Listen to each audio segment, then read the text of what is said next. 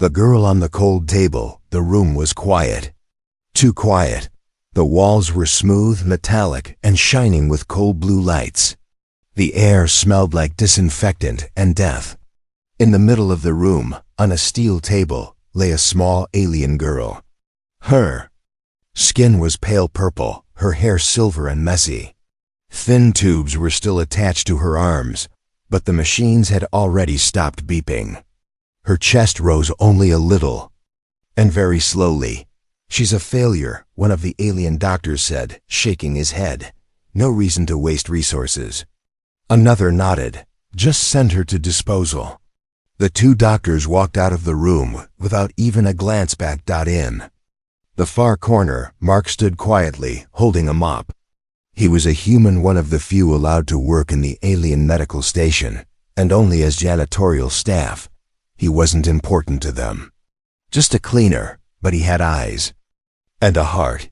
He looked at the little girl. She couldn't be more than 9 or 10 in human years. Her tiny fingers twitched. Her chest still moved.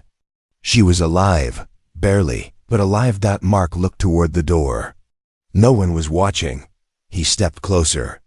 His boots echoed softly on the metal floor. The girl's eyes were shut. Her face was peaceful, but something in him whispered that she didn't want to die. Not like this. He touched her hand. It was cold, too cold. Her skin felt fragile, like wet paper. Her veins glowed faintly under her skin. He didn't know what species she was. Maybe she wasn't even one kind of alien. He didn't care. "Hang on, kid," he whispered. Then he heard footsteps outside. Panic hit him. He had no right to be near her. If the staff returned and saw him touching her, they might throw him. On the table next, but he couldn't just leave her. Not after what he'd heard. The door hissed. Mark backed away quickly and pretended to clean the floor again. 2 alien nurses entered. One glanced at the girl and sighed. They should have just unplugged her. What's the point? They're coming to collect the body soon. And just like that, they walked back out. Mark's hands were shaking now. He had only minutes. He looked at the girl again. She didn't move, and then barely her lips parted. One shallow breath. One whisper of life. That was all he needed. Mark moved fast. He pulled the linen sheet off another table and wrapped her in it, like a bundle. She was light. So light, it scared him. He carried her like a broken doll, hiding her inside a large wheeled laundry bin. He pushed it toward the back exit, the one used for waste. He kept his head down, acting like just another cleaner doing his job. A few aliens passed him, but no one asked anything. No one noticed the slight breathing under the sheet. Outside, the city was wet with cold rain and buzzing lights. The streets smelled of chemicals and old food. Alien creatures moved along the roads, tall ones, short ones, metal ones. But Mark kept walking, heart thudding in his chest. He didn't stop until he reached the edge of the human sector, a place the aliens didn't visit much. There, behind a broken shop sign and a flickering red lamp, stood a tiny clinic. Not a hospital. Not anymore. The door had a cracked label, Dr. Lessa, Wildlife Care, retired. Mark banged on it. No answer. He banged again. Finally, the door slid open. An older human woman stared at him, her eyes tired, her face wrinkled but sharp. She wore a coat stained with grease and blood. Real blood. "Mark?" she asked. "You better have a damn good reason for. It's not an animal," he said. "But she's alive, barely." Dr. Lessa's eyes dropped to the bundle in his arms. She frowned. "Not again." "She's a child," Mark said, voice shaking. "They were going to throw her out like trash." Lessa stared for a moment, then turned away. "Bring her in." Inside, the clinic was dusty but warm. A single surgical table remained in the back room. Tools hung on the wall, some rusted, some sharp. Machines blinked with low-power warnings. Mark laid the girl down. Lessa pulled on gloves. "What species?" "I don't know." "Name?" "She." Doesn't have one. Lessa cursed under her breath. You really know how to drop bombs on my doorstep, don't you? She began checking the girl's vitals, eyes, pulse, breath. Her frown deepened. She's still alive. But just barely. She looked at Mark. You shouldn't have brought her here. I couldn't let her die. Lessa didn't answer. She just started working. For now, Mark could only watch as the girl's life hung by a thread. He didn't know her story, but he had just risked everything to become a part of it. Asterisk, the old clinic smelled like medicine and dust. The lights above flickered weakly, casting a yellow glow over the surgical table where the little alien girl now lay. Doctor, Lessa moved quickly, her hands steady even after years away from active work.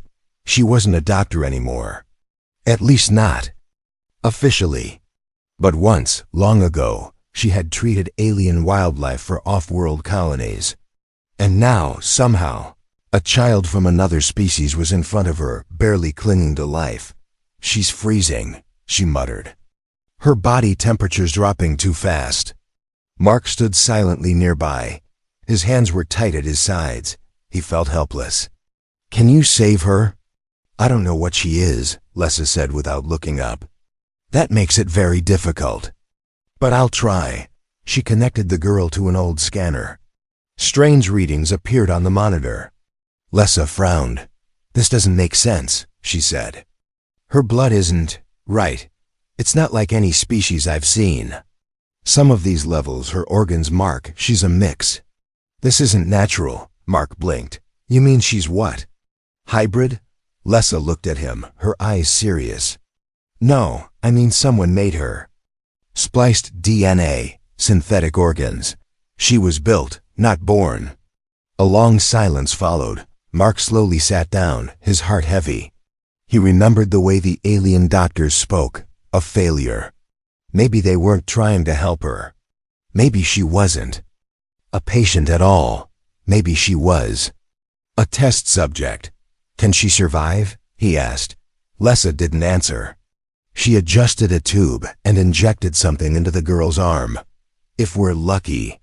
I'm using a blend of human and alien drugs. If she's rejecting her own kind's treatment, maybe Earth-based compounds will work better. Mark leaned in. The girl's breathing was still shallow, but steadier than before.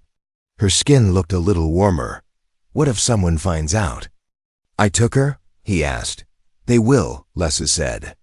This girl is someone's secret, and now you've stolen it. He nodded. He already knew the danger. But the truth was he didn't care. I couldn't let her die, he said again. Lessa didn't argue. Then something unexpected happened. The girl's eyes fluttered. Not fully open, just a soft twitch. A faint movement in her fingers. Her lips moved, forming a weak breath. She's waking up, Lessa whispered. Mark stepped forward, gently holding the girl's hand. Her skin was no longer ice cold. She opened her eyes. They were a soft glowing blue, strange, otherworldly, but full of something deeper, fear, confusion, and pain. Her lips moved again. This time, a word came out.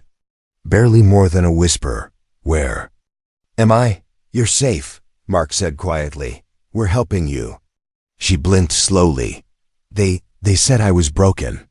Mark's chest tightened. He didn't know what to say. No one's broken, he finally said. You're alive. That's all that matters now. Dr. Lessa walked over with a small scanner. Can you tell me your name? She asked softly. The girl paused. I don't know. Lessa exchanged a look with Mark. She might have memory loss, she said. Or maybe they never gave her a name. The girl coughed weakly. They called me Subject 9. Lessa muttered something under her breath. Disgusting. Mark bent closer. That's not a name. We'll give you one, later. For now, just rest. The girl looked at him, her eyes glassy with tears. You're human? Yes. Why did you help me? Her voice cracked. Your kind doesn't save ours. Mark gave a small smile. Sometimes we do. Suddenly, The clinic lights flickered again and then cut out for 2 seconds. Lessa froze. Power fluctuation. That's not normal. Mark's heart skipped then dash ping. A noise from Lessa's old communicator. A security alert. A message from the outer city systems. Mark rushed over and read it. Unauthorized removal of experimental subject detected from GenCare Hospital. Suspect, human male, low clearance. Possible accomplice, investigation active. His blood went cold. They're looking for her. Lessa turned off the scanner immediately. You need to leave, now. Mark looked at the girl. She was too weak to walk. I'm not leaving her. I'm not saying you should. I'm saying get out of here. They'll check my clinic soon. But where can I take her? Lessa opened a drawer and pulled out a folded map. There's a place in the lower district. An old animal shelter I used years ago for storage. It's abandoned, but still has power and heat. Hide there. I'll contact you when it's safe. Mark nodded. Carefully, he picked the girl up again. She didn't resist. Her head rested against his chest. As he stepped toward the door, she whispered, Am I going to die? No, Mark said firmly. You're going to live. The door opened and cold air rushed in. Mark vanished into the rainy night, carrying the girl the world had thrown away. But she wasn't alone anymore. The rain didn't stop. It soaked through Mark's clothes as he carried the alien girl down the dark alleys of the city's lower district. Every few steps he looked behind, expecting someone to follow. But the streets were empty. Only the neon lights of alien signs flickered around him like ghosts. The bundle in his arms didn't move much. She was still too weak. Her breathing was soft, but steady. That gave him hope. Finally, he reached a rusted metal gate hidden behind a garbage. Shoot! The building looked abandoned, its front sign broken and unreadable. But Mark pushed the gate open, walked inside, and kicked the door shut behind him. He had made it. Inside, the old animal shelter smelled like dust, oil, and old fur. The lights flickered once, then steadied. It was warmer than outside, barely. He gently placed the girl on an old mattress and covered her with a thermal blanket from the storage box. Her eyes opened a little. Cold, she whispered. I know, Mark said. But you're safe here. He turned on a portable heater. Then, he sat beside her and waited. He didn't sleep. Not even for a second. He just watched her breathe by. Morning. The rain had turned to mist. A soft knock came at the metal door. Mark grabbed a pipe and stood silently. It's me, came the voice.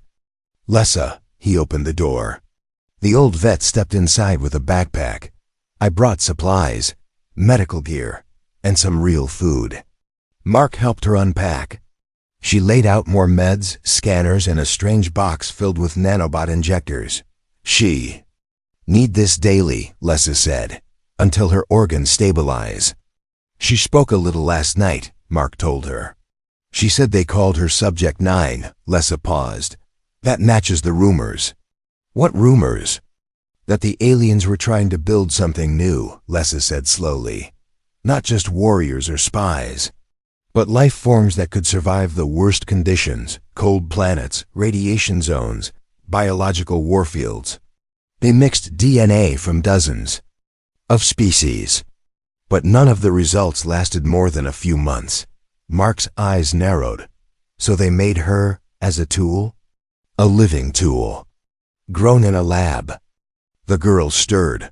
Lessa rushed over and checked her vitals. Still weak, but stronger than yesterday. She's recovering faster than I expected. The girl opened her eyes again. They were clearer now. You came back, she whispered to Mark. I promised I would. She looked at Lessa. Who is she? I'm the one trying to keep you alive, sweetheart, the vet said, soft but firm. You're lucky you have this idiot here. She nodded toward Mark. The girl smiled faintly. What's my name? You can choose one, Mark said. She thought hard. Arani, she said. That's the only word I remember from the lab. Before everything went dark. Then Irani it is, Mark said. Lessa ran a scanner over her again and frowned. Something's not right. What is it? Mark asked. These readings. Lessa turned the screen to show him. Her DNA is unstable. It keeps changing slowly. Adapting, almost like it's alive. Mark stared. You mean she's evolving? Yes, Lessa said, which means whoever made her might want her back. She's the only successful version. A heavy silence filled the room. Irani blinked. They'll come for me? Mark leaned forward.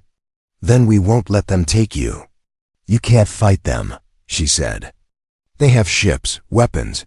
They're afraid of what I am. Mark smiled. They should be. She looked at him, confused. Because you're not just an experiment, he said. You're a person. You're alive. And I've seen what a living being with a heart can do. Lessa packed away the scanner. We need to move again in a few days. This place won't stay hidden forever. Where can we go? Mark asked. There's a human settlement in the outer colony zones, she sighed. They don't ask questions, and they know how to fight. Irani touched Mark's hand. Why do you care? He looked at her. When I was working at that hospital, he said, I saw things, too many. They treated life like garbage. I thought if I stayed quiet, I was innocent. But watching them leave you behind, it changed me. She didn't speak, but her eyes grew wet with tears. I'm not a hero, Mark said. I just made a choice, and I'd make it again. Lessa cleared her throat. Touching, but we've got work to do. She need more strength before we travel, and Mark, you'd better learn to use a blaster. Why? Because I guarantee someone's already tracking us. And next time, she looked toward the door. They won't just knock. Mark nodded. He turned back to Irani, who had already fallen asleep again. Her chest moved gently, a little faster. A little stronger. She was healing. And somewhere out there, someone was coming for her.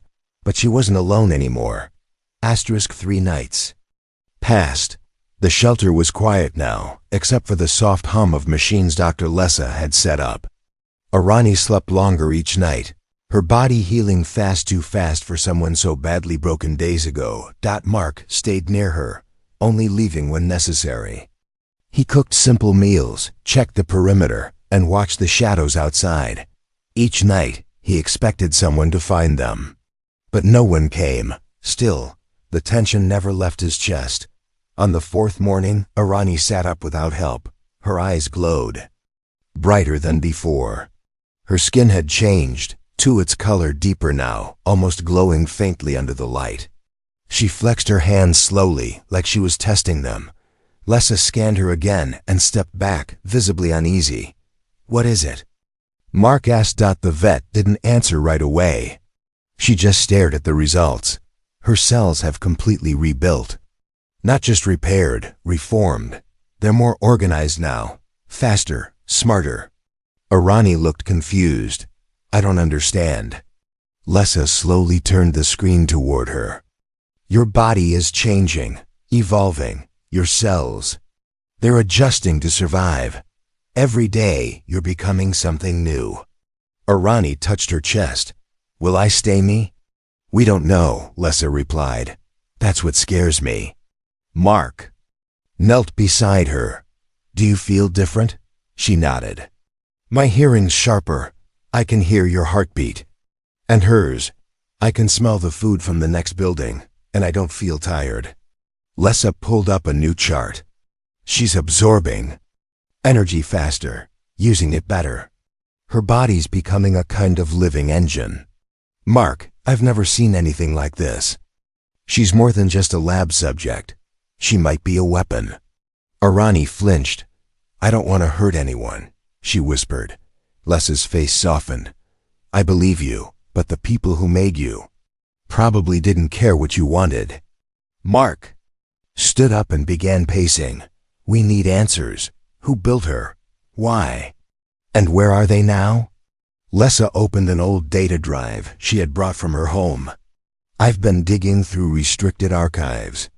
Found fragments, project names, shutdown orders, partial lab coordinates. She turned the screen toward Mark. Project Evolus. Secret genetic trials under alien military command. It started 12 years ago, then suddenly disappeared. All public records were wiped. But she's proof it didn't stop, Mark said. Lessa nodded. She's the only living record now. Arani hugged herself. They kept me in a glass room. They called me the prototype. They said I was close, but not complete. Why did they stop? Mark asked. Arani shook her head. One day, something went wrong. Another girl got sick. She screamed for days. Then they shut off our air. I passed out.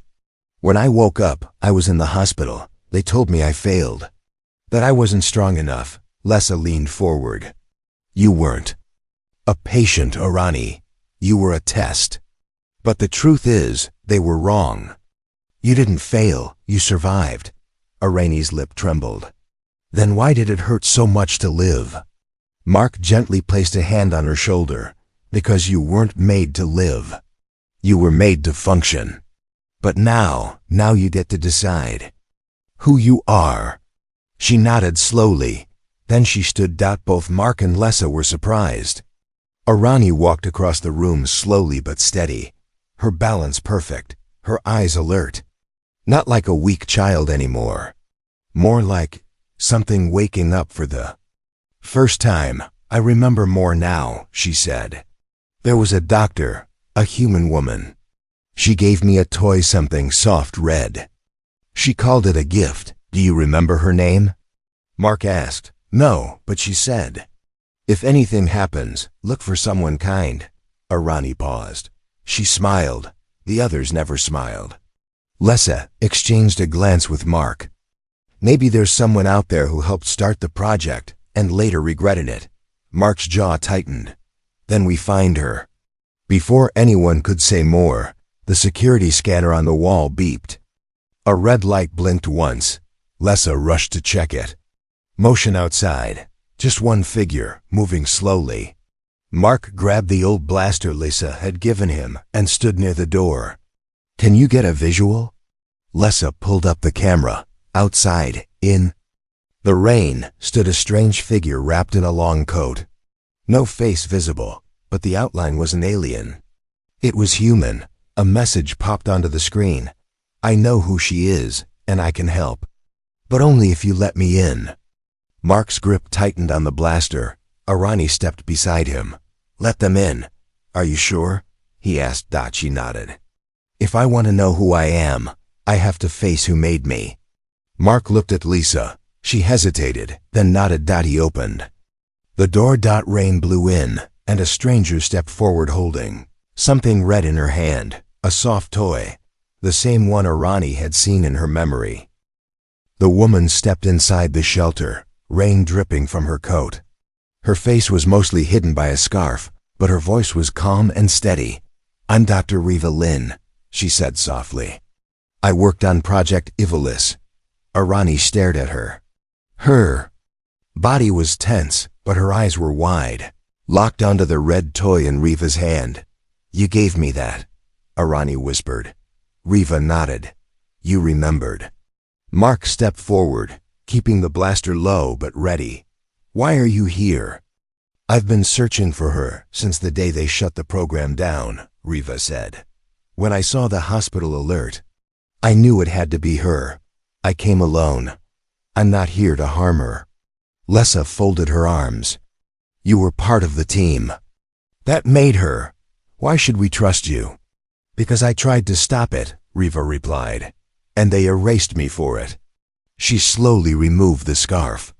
Her face was older than Arani remembered, tired eyes, a scar running down her cheek, but the softness was still there. The kindness. I was the junior xenogeneticist.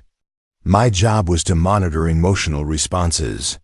They didn't want her to feel anything, but she cried when we tested her. She laughed when I gave her music. That scared them.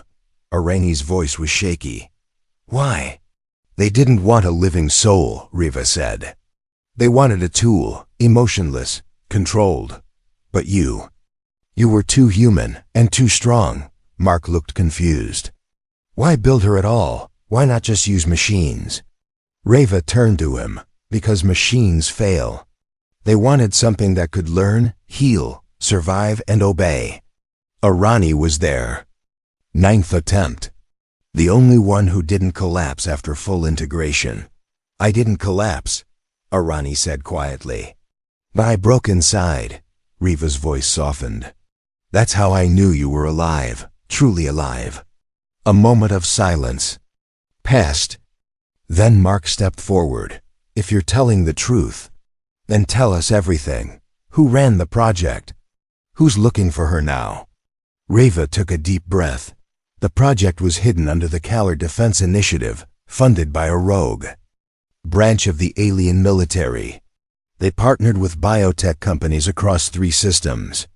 Most of the scientists never even saw each other. So there could be more like her? Lessa asked. Riva nodded. I believe they continued the work in secret, even after the official shutdown. But Arani was the only one I ever saw reach this stage. She wasn't supposed to survive past her final test. They tried to kill me, Arani said. Yes, Riva said, guilt in her voice, because they feared what you'd become. Lessa stepped back and crossed her arms. So what now? We just keep running? No, Riva said. I know where the last lab is. The one where the backups are stored. Genetic records, data logs, and possibly others like Arani frozen or alive. Mark leaned in. Where? Sector 9B, deep inside a mining moon called Drenher. The place is guarded. Not official military, but private contractors. Silent and deadly. Lessa scoffed. That's a suicide mission. Riva looked at Arani. She deserves to know the truth. Who she is, what she was meant to be, and maybe she can shut it all down. Mark turned to Arani. This is your choice. Arani stood slowly. I want to go. If they're making more like me, I have to stop them. No one else should feel what I felt. But it's dangerous, Mark said. I'm not weak anymore, she replied. And I won't run forever. Lessa stepped forward. If you're going, I'll come too. You'll need medical support. Riva nodded. I can get us there. I still have an old clearance code. It won't last long, but it might buy us an entry point. Mark checked the old blaster. Then we plan tonight. And leave by dawn. As the group began organizing supplies, Arani sat in the corner for a moment, holding the red toy in her hands. She no longer felt like a test subject. She felt like someone with a purpose. For the first time, her pain didn't feel like punishment. It felt like a reason to rise. And as she looked around at the people beside her, a human janitor, a tired vet, and a scarred scientist, she realized something else. She had a family now, not by blood, but by choice, and she would fight for them, just as they had fought for her. Asterisk. The sun hadn't even touched the horizon when they prepared to leave. Mark packed a small bag with food, water, and tools. Dr. Lessa filled a case with medical supplies. Riva checked her datapad every few minutes, eyes scanning for travel routes and access codes to the hidden lab on Drenher. Arani stood by the door, calm and focused. She wore a dark cloak over her clothes, hiding the glow of her skin. Her eyes, once tired and afraid, now looked sharp, determined. They were ready to move. But fate WS single quotes died just before dawn. The power inside the shelter flickered and died. Everything went dark. Mark froze. That's not normal. Riva checked her scanner. No city outage. Just this building. Lessa cursed under her breath. They found us.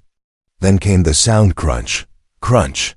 Boots. Outside. Heavy and slow. Mark rushed to the security screen and powered it with a backup cell. The image flickered, then cleared. 4 tall figures stood at the entrance. Not aliens, not police. These were something else. Black armored suits, helmets with red visors. No visible weapons. But Mark knew better. Contractors, Reva whispered. They're hunters, paid by the biotech companies to erase evidence. Irani's voice was calm. They came for me. Lessa grabbed a needle gun. They won't get you. Mark turned to Reva. Any back exits? One, she said already. Moving, through the basement tunnel, leads to the sewer grid. But we'll have to move now. The door shook. Once. Twice. Then came the voice, deep, cold, and distorted through a speaker. Return the subject. No one else needs to die. Irani stepped forward. No, she whispered. The hunters began cutting through the door. Mark grabbed Irani's hand. Let's go. They rushed to the back room. Reva opened the floor panel, revealing a rusted metal tunnel. Cold air rose from below. Double quotes go. She shouted. Irani climbed down first, then Lessa and Mark. Reva followed last, sealing the hatch behind them. As they crawled through the tight tunnel, dust and rust falling from every wall, they heard it boom. The shelter door above exploded. Open. Then silence. Then boots. They're tracking movement, Reva whispered. Stay quiet. They reached a ladder leading up to the old sewer corridor. Wet stone walls stretched in both directions, dimly lit by biolights on the ceiling. We go east, Reva said. Toward the port station. I have a contact there. They ran. No words. Only footsteps and breath. Mark stayed close to Irani, ready to shield her if needed. But she was the calmest of them all. They'll follow the heat trail, Lessa warned. We need to mask it. Reva handed out thermal blockers, sticky pads that went on their necks and chests. It'll buy us a few minutes. Suddenly, whir! A small flying drone zipped past the tunnel above them. It paused, then scanned. The ground, move! Reva shouted. The drone fired. A blue pulse of energy struck the wall, barely missing them. Irani turned sharply. Her eyes glowed bright, and then, without warning, she raised her hand. The drone froze in midair. Sparks flew, and then it dropped. Mark blinked. Did you do that? Irani looked down at her hand, breathing hard. I didn't mean to. I just reacted. Lessa whispered, her nervous systems advancing. She might be developing electromagnetic projection. That's not normal, Mark muttered. Nothing about her is, Reva said. They kept running. Finally, the tunnel opened up to the edge of the city's transport zone, a place filled with broken crates, old loading bots, and rusting platforms. Reva pointed. There, Dock 7. That's our ship. A small transport craft sat hidden behind stacked cargo. Lights off. Engines cold. Then a voice from above. Target acquired. One of the hunters dropped down from a ledge, landing like a shadow in front of them. Mark raised his blaster. Hunter moved too fast. In a flash, the weapon was knocked from his hand. But before the hunter could strike again, Irani stepped forward. She didn't run. She didn't hide. She stood tall. I'm not afraid of you, she said. The hunter paused, then lunged. Irani didn't move, but the air around her pulsed. A shockwave burst from her chest, silent, invisible, but powerful. The hunter flew back, smashing into a crate with a crash. Everyone stood frozen, even Irani. I didn't know I could do that, she whispered. Less grabbed her hand. You're not a weapon, you're a person. Remember that. Mark pulled her toward the ship. We don't have time. They all climbed aboard. Reva activated the engines. Outside, more hunters arrived, but the ship lifted just in time. As they rose into the sky, Irani looked down at the city. I'm done running, she said softly. Let's finish this. The stars looked closer from the window of the small ship as it glided through space. Mark sat near Irani, his blaster on his lap, eyes focused but calm. Across from them, Dr. Lessa checked her medkit one last time. Reva stood at the control panel, voice steady as she spoke into the ship's com. We'll reach Drenher's orbit in 6 minutes. We'll land on the dark side, near the old mine entrance. It should still be hidden. Arani said nothing. She stared out into space, quiet and still. But something inside her had changed. Her posture, her breathing, even the glow in her skin all stronger now, balanced, like her body had finally accepted what it was meant to be. Lessa placed a gentle hand on her shoulder. You don't have to do this alone. I know, Arani whispered, but I have to see the place they made me. And I have to end it. Mark leaned forward. We end it together. The ship descended. Below, Drenher looked like a dead moon, gray, rocky, and covered in black mist. But Riva's scanner pointed to something hidden deep underground. That's it, she said. The old lab is still active. Power readings confirm it. They landed quietly and stepped into the cold. The entrance was hidden behind a false rock wall. Riva pressed her old clearance chip to the scanner. It blinked green. The doors slid open. What waited inside was not just a lab, it was a graveyard of forgotten lives. Metal tanks lined the walls. Some were broken. Others still held liquid. And inside, frozen bodies, small, like Arani had once been. Some missing limbs, some not fully formed.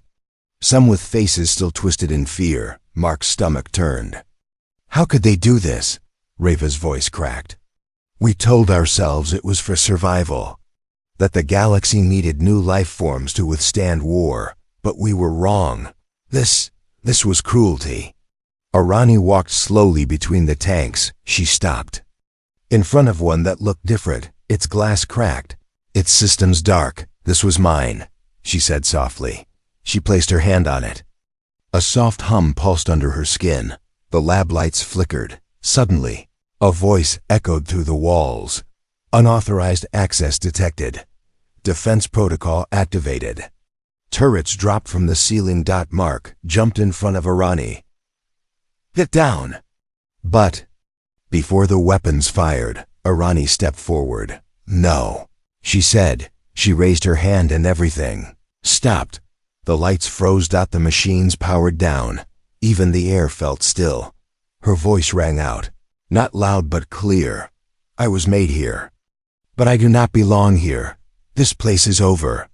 And with a single touch to the ground, a surge of energy pulsed through the lab. Screens shattered, wires sparked. The tanks cracked open. The lab died. Not in fire, but in silence. Mark stepped forward. Are you okay? Arani nodded, tears in her eyes. I feel free. Lessa walked up beside her. What you just did, how? I don't know, Arani said.